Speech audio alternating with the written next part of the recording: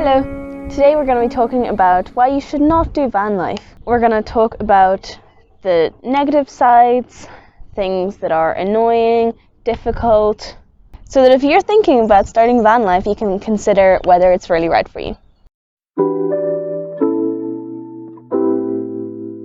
The first thing to be aware of is you're going to have to move in the middle of the night at some point. We've moved several times in the middle of the night for various reasons.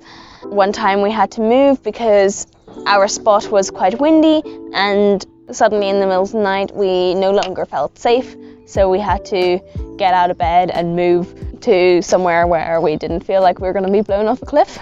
Another time we were in a very beautiful place. We were just waiting for some cars to move so that we could have the flat space, except it turned out those cars were all people who were camping nearby.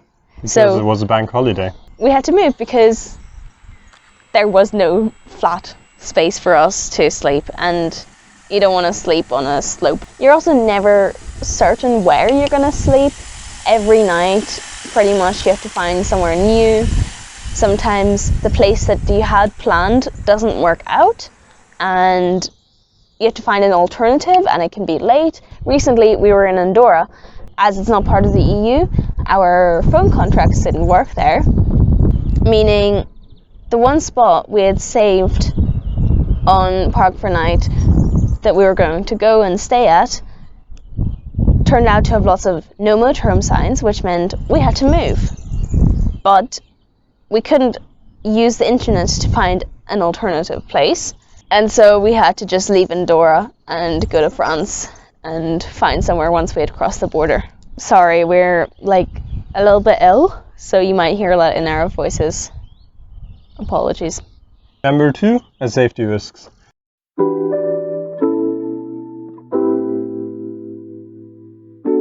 This is maybe one of the biggest things that you should consider. If you get a van, make sure it is not all that easy to get into. You have everything in that van. And if somebody gets in there, he has access to all those things and will take them all. So make sure you're parking in the right spots. You don't leave your vehicle unattended. Make sure you have some safety precautions like alarms, extra locks. There's many solutions, just have a Google. And if you happen to leave your vehicle alone for too long, then maybe just take some of the most important things like cash with you. From our experience, you always have such a feeling of, I leave everything behind here. And that is a bit of a stress, a bit of a nerve tickling that you're getting sick of very fast, actually. Also, always take your car insurance papers with you when you leave the vehicle. If your vehicle gets stolen, this little piece of paper proves that it's your vehicle. Yes, so don't leave that in the vehicle. Besides the vehicle, you for yourself are at a risk of just getting lost in one of the many ways that is possible, right? And if that happens, who's going to know about it? Who's going to know even where you were last? There's just a higher risk of you disappearing without anybody noticing for a good while. Especially if you're traveling alone, and even more so as a woman, it can be really dangerous and scary. Also, motorhomes and vans are quite popular targets for thieves.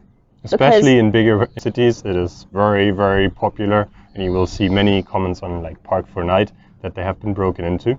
Because it's quite easy compared to a house to break into. The doors are not all that secure. The windows are not all that secure.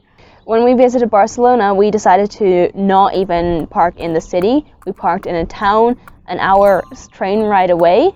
We were willing to pay for a motorhome area that gave us a bit more security with street lights and CCTV and people around, because in Barcelona, if we had been stolen from, it would be technically legal as long as the value of what was stolen was under a certain amount, which means they could have stolen pretty much anything and we would have not been able to go to the police with it.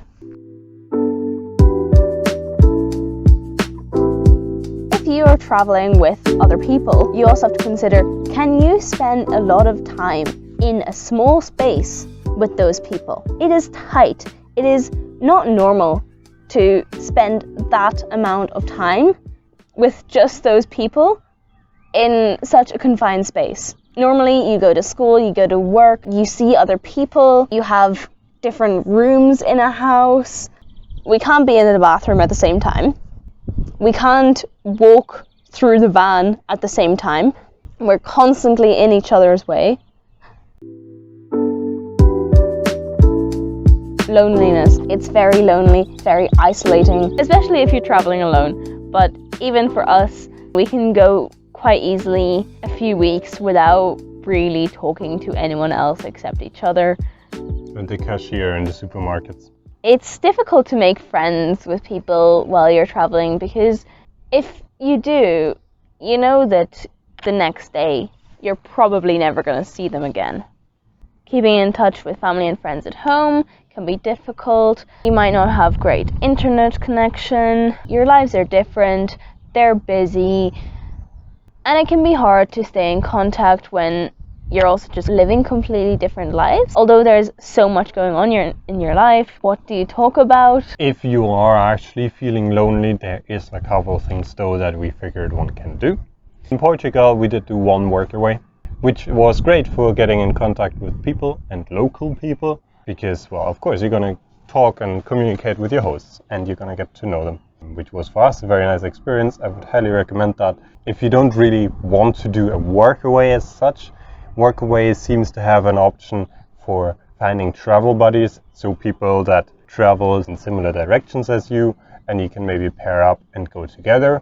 And otherwise, there's more options like Woofing, probably more platforms that are having a similar way.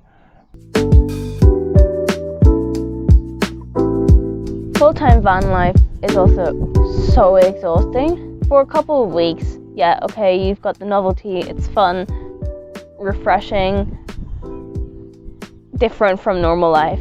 But once you kind of go for more than 2 weeks, it gets tiring. Everything takes so much more effort to do. You are driving pretty much every day, which I personally find quite exhausting. You're constantly having to figure out where you're going next.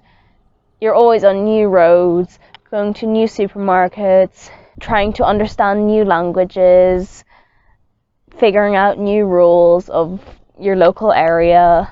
Not having any kind of familiarity is really exhausting. Simple things like having a shower or doing the washing up just takes more time and effort. For having a shower, you first gotta turn the gas on, gotta open the pipes, gotta get the boiler hot, then you gotta move the toilet to the side. And since your bathroom and your shower are the same space, you gotta dry up your shower right afterwards so that you can use the bathroom. Similar things with washing up, that you have to first get the boiler going and stuff.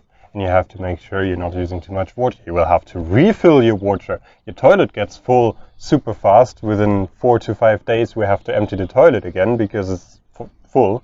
And then, if you want to start driving, it's not like open the door of your car, sit in, get the engine on, go. No. In our case, we have a whole list that we go through. Things like the boiler is off, gas closed, gas pipes are closed, nothing can fall, windows are closed.